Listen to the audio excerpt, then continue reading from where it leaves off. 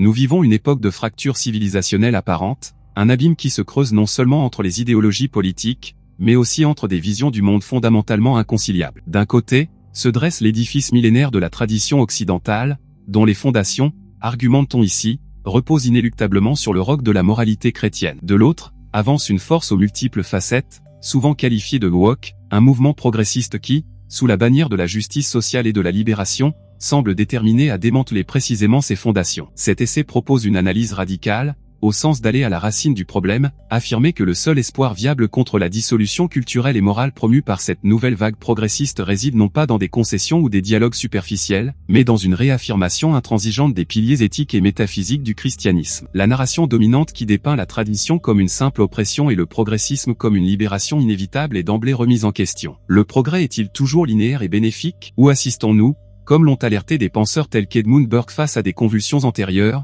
à la démolition imprudente de structures qui, malgré leurs imperfections, garantissaient la cohésion et la survie même de la société? La défense de la famille traditionnelle, de la moralité héritée et des vertus classiques ne serait-elle pas, dans ce contexte, un simple attachement nostalgique, mais un acte de résistance nécessaire, un antidote indispensable contre un poison qui se déguise en remède? Roger Scruton, avec sa défense passionnée du chez-soi, wakophilie, et des loyautés concrètes contre les abstractions idéologiques, offre un phare intellectuel pour naviguer dans ces eaux troubles. La thèse centrale est donc audacieuse et peut-être inconfortable pour la sensibilité contemporaine, sans le cadre référentiel transcendant et les balises morales fournies par le christianisme, la civilisation occidentale est désarmée, livrée à une spirale de relativisme, de ressentiment et d'autodestruction alimentée par les courants qui se regroupent aujourd'hui sous le terme woke. Cette analyse ne recherche pas le compromis, mais explore la possibilité que nous soyons face à un choix binaire, où la neutralité est une illusion et la seule réponse efficace réside dans ce que beaucoup considèrent comme dépassé. Les racines historiques de cette confrontation sont profondes et complexes,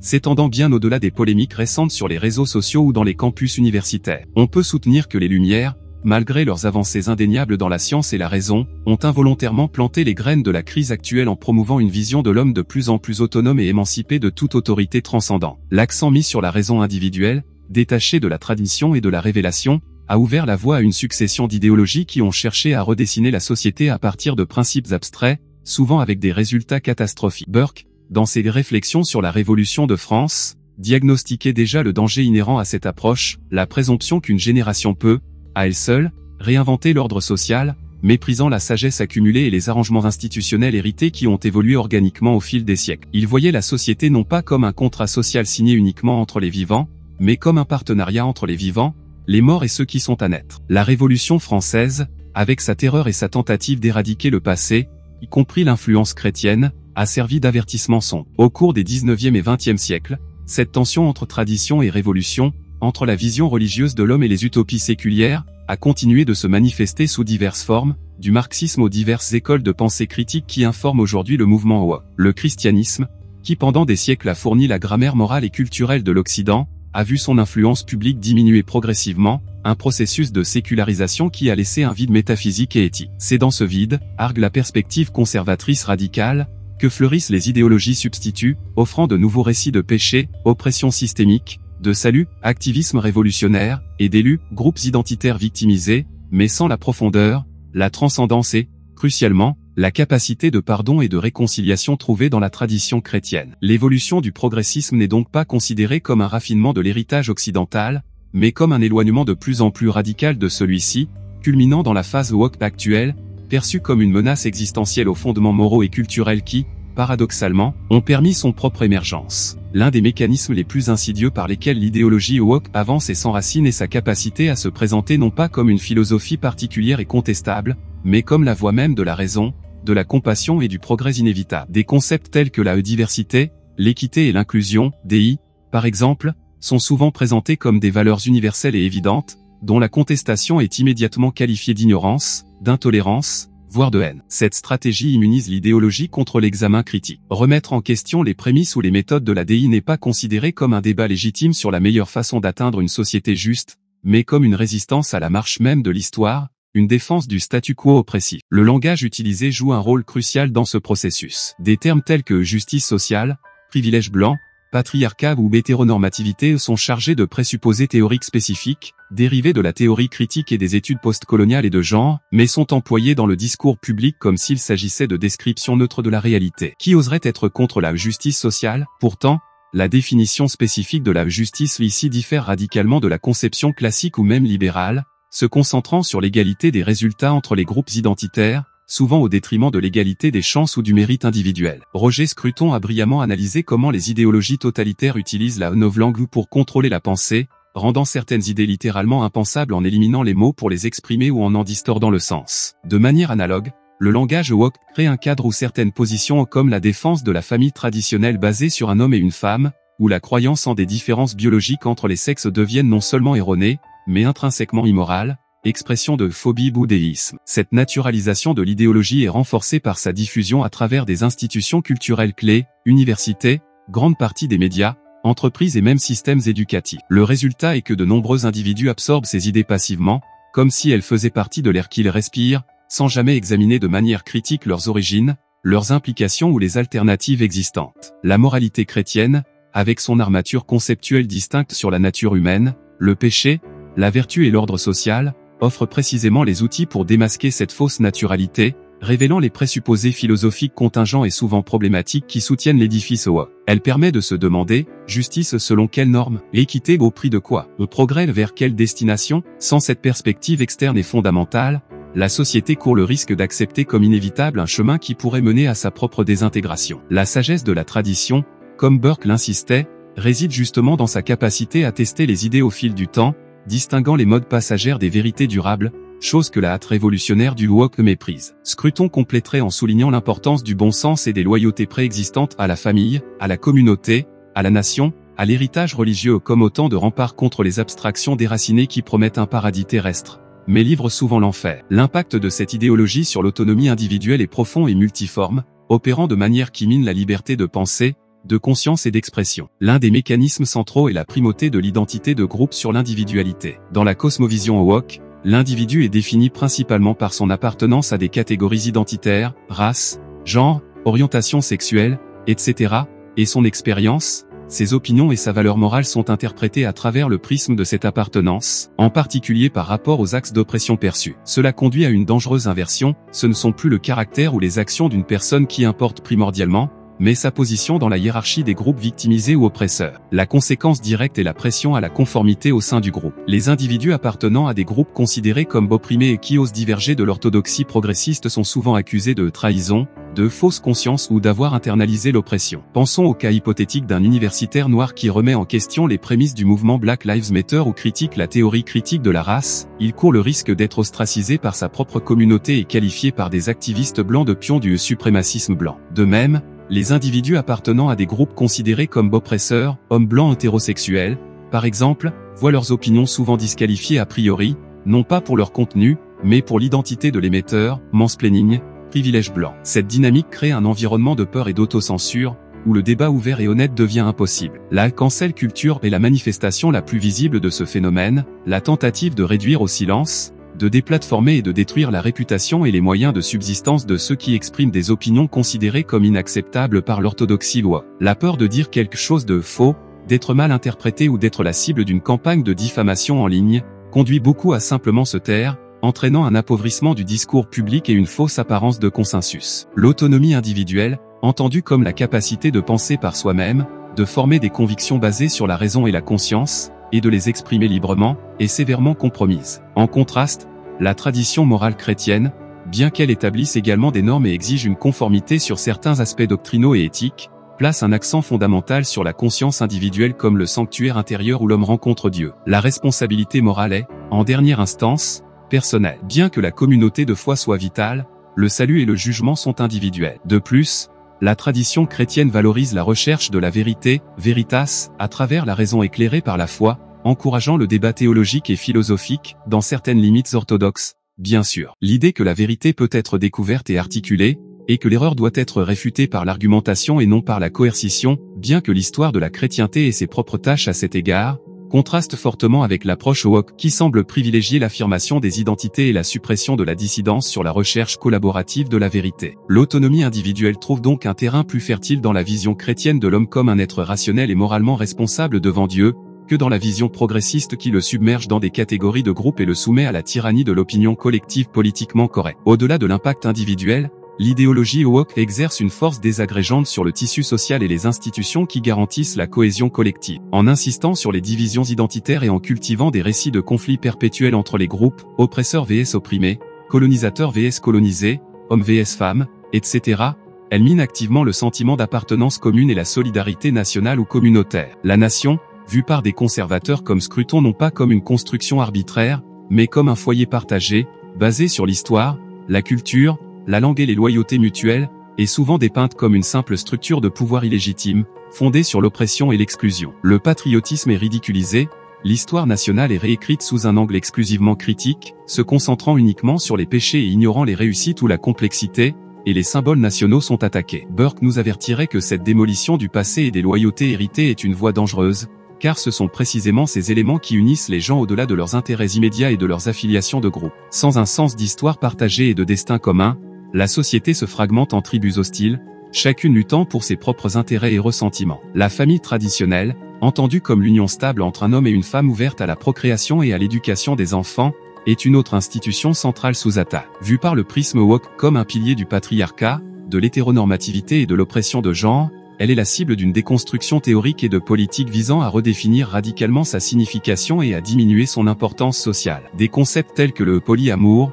la fluidité de genre radicale et la séparation entre sexe et procréation sont promus comme des alternatives libératrices. Pour la perspective conservatrice radicale, ancrée dans la morale chrétienne, la famille n'est pas une construction sociale arbitraire, mais une institution naturelle et divinement ordonnée, essentielle à la stabilité sociale, à la transmission des valeurs et au bien-être des enfants. La vision chrétienne de la famille comme l'église domestique, où les vertus sont apprises et pratiquées, et où l'amour sacrificiel est modelé, contraste directement avec la vision progressiste qui la relativise et l'affaiblit. L'érosion de la famille traditionnelle est considérée comme une cause fondamentale de nombreux problèmes sociaux, de la criminalité à la pauvreté et à l'instabilité émotionnelle. De plus, l'accent woke sur l'équité et des résultats, souvent mis en œuvre par le biais de quotas et de politiques de discrimination positive, peut générer du ressentiment et miner la méritocratie et la cohésion sociale, au lieu de les promouvoir. Lorsque les gens sentent qu'ils ne sont pas jugés sur leur caractère ou leur mérite, mais sur leur identité de groupe, la confiance mutuelle s'érode. Le christianisme, en revanche, offre une vision d'unité fondamentale de l'humanité, tous créés à l'image de Dieu, tous pécheurs ayant besoin de rédemption, qui transcende les divisions de race, de classe ou de genre. Bien qu'il reconnaisse l'importance des communautés et des structures sociales, son message ultime est de réconciliation en Christ, où il n'y a plus ni juif ni grec, ni esclave ni homme libre, ni homme ni femme, Galates 3h28, en termes de valeurs fondamentales et d'accès au salut. Cette vision universaliste, argumente-t-on, fournit un antidote puissant contre le tribalisme identitaire fomenté par l'idéologie woke, offrant une base plus solide pour la cohésion sociale et l'autonomie collective, entendue comme la capacité d'une société à s'autogouverner sur la base de valeurs partagées et d'institutions stables. Au cœur de la cosmovision woke, selon l'analyse conservatrice radicale, se trouve un profond relativisme moral et épistémologique, héritier direct du postmodernisme et de certains courants de la théorie critique. L'idée d'une vérité objective, universellement accessible par la raison ou par la révélation, est rejetée ou considérée avec une extrême suspicion, souvent perçue comme un instrument de pouvoir utilisé par les groupes dominants pour maintenir leur statut. À sa place, est proposée une multiplicité de vérités subjectives, construites socialement et dépendantes de la perspective du groupe identitaire de l'individu. La ma vérité ou la vérité de ma communauté prend le pas sur toute prétention d'objectivité. Cette fragmentation de la vérité a des conséquences dévastatrices pour la moralité. S'il n'existe pas de normes morales objectives et transcendantes, alors les concepts de bien et de mal deviennent fluides, négociables et, en fin de compte, une question de pouvoir, le groupe qui parvient à imposer son récit moral prévaut. Ce qui est considéré comme vertueux aujourd'hui peut être condamné comme vicieux demain, en fonction des marées de l'opinion politiquement correcte. Cette instabilité morale crée un environnement d'anxiété et de confusion, où les individus perdent leurs repères et la société perd sa boussole éthique. Le langage moral lui-même est vidé de son sens. Des mots comme bien, justice ou vertueux sont séquestrés et redéfinis pour servir des agendas idéologiques spécifiques. La justice, comme nous l'avons vu, en vient à signifier l'égalité des résultats entre les groupes, la vertu devient synonyme d'activisme et de dénonciation des oppressions perçues. Cette subversion philosophique ouvre les portes à ce qui peut être décrit comme un nihilisme pratique. S'il n'y a pas de vérité objective ni de moralité transcendante, Quel est le but ultime de l'existence? Quelle est la base du sacrifice personnel, de la construction de quelque chose de durable, du pardon et de la réconciliation? La réponse implicite dans l'idéologie woke semble être la recherche incessante du pouvoir et l'affirmation de l'identité de groupe comme source ultime de signification, une recherche qui, par sa nature même, est divisionniste et insatiable. Le ressentiment, comme Nietzsche l'a analysé, devient une force motrice puissante. La moralité chrétienne offre un contrepoint radical à ce tableau. Elle affirme l'existence d'une vérité objective, Dieu et sa révélation, d'une loi morale naturelle inscrite dans le cœur humain et accessible par la raison, et d'une loi divine révélée dans les Écritures et la tradition. Cette structure fournit un fondement solide et stable à l'éthique, définissant le bien et le mal de manière claire et universelle, même si son application dans des situations complexes exige prudence et discernement. La croyance en la dignité inhérente de chaque personne, créée à l'image de Dieu, établit une limite infranchissable contre l'instrumentalisation de l'individu à des fins idéologiques. Le concept de péché originel explique la tendance humaine au mal et la nécessité de la grâce et de la rédemption, prévenant contre les utopies séculières qui croient à la perfectibilité humaine par l'ingénierie sociale. L'espérance chrétienne ne réside pas dans la construction d'un paradis terrestre par la politique, mais dans le salut éternel offert par le Christ, ce qui permet aux chrétiens de s'engager dans l'amélioration du monde présent sans tomber dans le fanatisme idéologique. L'existence d'un juge final et juste garantit que la justice prévaudra, même lorsqu'elle fait défaut dans ce monde, offrant consolation aux victimes et un frein moral aux potentiels auteurs d'injustice. Burke et Scruton, bien qu'abordant la question sous des angles légèrement différents, Burke davantage axé sur la prudence politique et la tradition, Scruton plus sur l'expérience esthétique et le sacré, ont tous deux reconnu le rôle indispensable de la religion, et spécifiquement du christianisme dans le contexte occidental, comme source de cet ordre moral objectif et comme rempart contre le chaos idéologique et le nihilisme qui menace de dissoudre les liens sociaux et le sens même de l'existence humaine. Sans cette encre transcendante, la société dérive sur une mer de subjectivisme, de pouvoir et de ressentiment, précisément le scénario que la perspective conservatrice radicale voit se dérouler sous l'influence woke. Face à ce diagnostic sombre,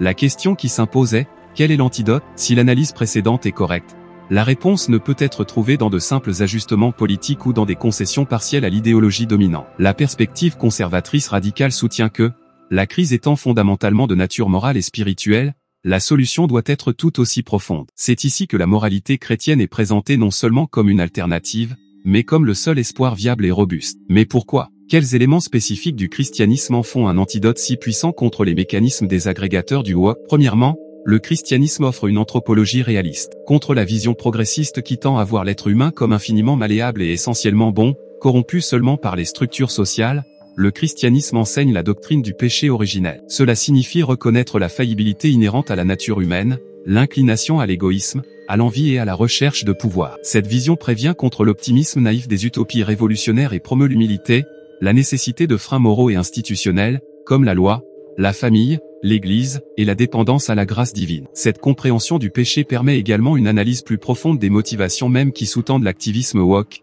identifiant non seulement la recherche authentique de justice, mais aussi, potentiellement, l'orgueil, le ressentiment et la volonté de pouvoir masquer sous le voile de la vertu. Deuxièmement, le christianisme propose une moralité objective et transcendante, basée sur la loi naturelle et la révélation divine. Comme nous l'avons déjà évoqué, cela fournit une norme fixe pour juger les actions humaines et les idéologies, résistant au relativisme et au subjectivisme qui caractérisent la pensée postmoderne et woke. Des concepts tels que la sainteté de la vie depuis la conception jusqu'à la mort naturelle, l'indissolubilité du mariage entre un homme et une femme, l'importance des vertus cardinales, prudence, justice, force, tempérance, et théologale, foi, espérance, charité, offre un cadre éthique complet et cohérent qui contraste fortement avec la moralité fluide et politisée du progressisme radical. Cette objectivité morale permet de dénoncer les injustices réelles sans tomber dans le piège de redéfinir la justice elle-même pour servir un agenda. Troisièmement, le christianisme met l'accent sur la dignité inhérente et égale de chaque personne, créée à l'image de Dieu, Imago Dei. Cela fournit la base la plus solide pour les droits humains universels,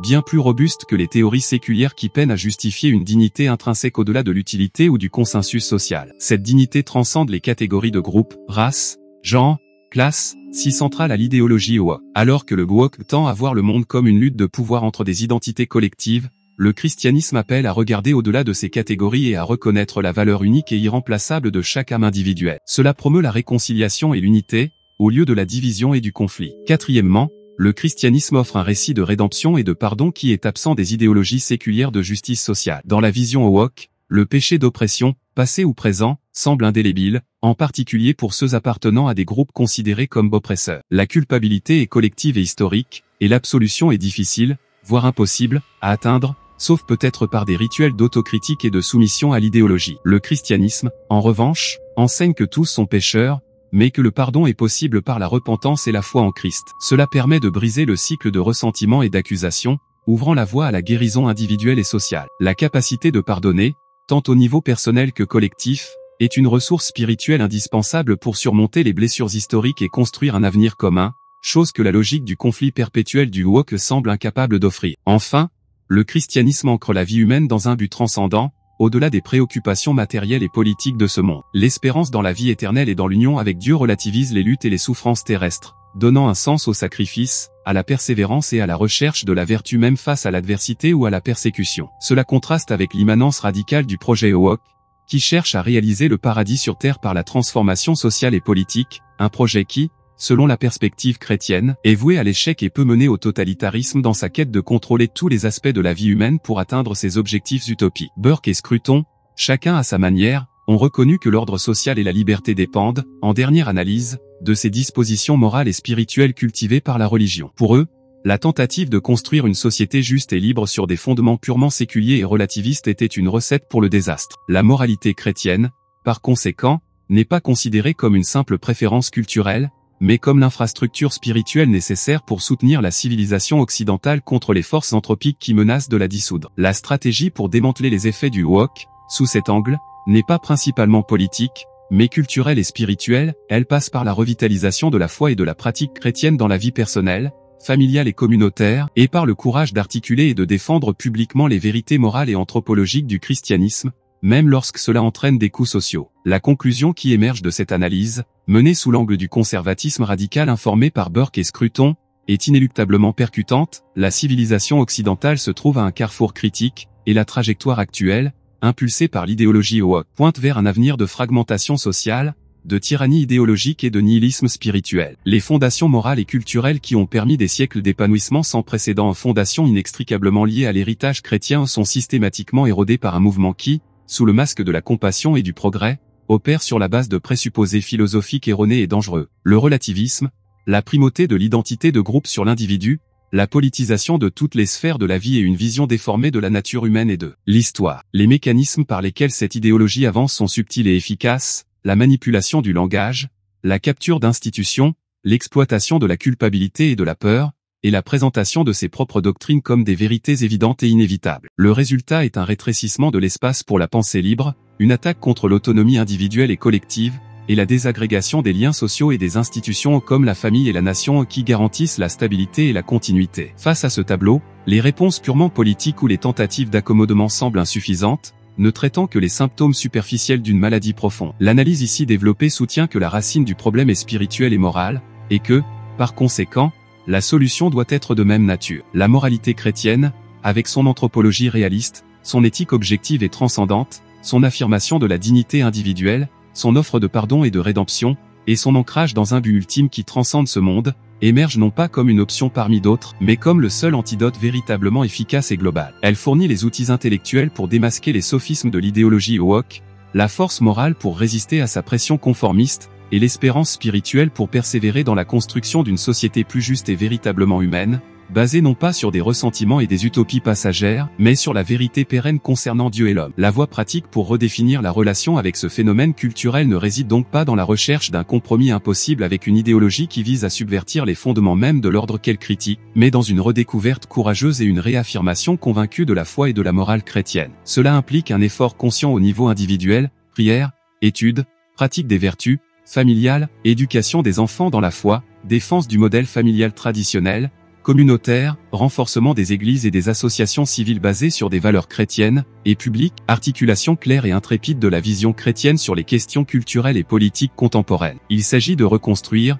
patiemment et à partir des fondations, l'infrastructure morale et spirituelle qui a été négligée et attaquée. Ce n'est pas une tâche facile ni exempte de coûts dans un environnement culturel souvent hostile. Elle exige courage, prudence, persévérance et, par-dessus tout, foi. Mais, pour la perspective ici esquissée, l'alternative, la capitulation silencieuse face à une idéologie qui dissout la vérité, la beauté et la bonté héritée est impensable, car elle signifierait non seulement la perte d'un héritage culturel, mais potentiellement la même de la civilisation occidentale. Le choix, aussi difficile soit-il, et entre la fidélité aux racines qui nous ont soutenus et la reddition à un avenir incertain façonné par des forces désagrégeantes. La morale chrétienne, conclut cette analyse, n'est pas un fossile du passé, mais la clé indispensable d'un avenir qui vaut la peine d'être vécu.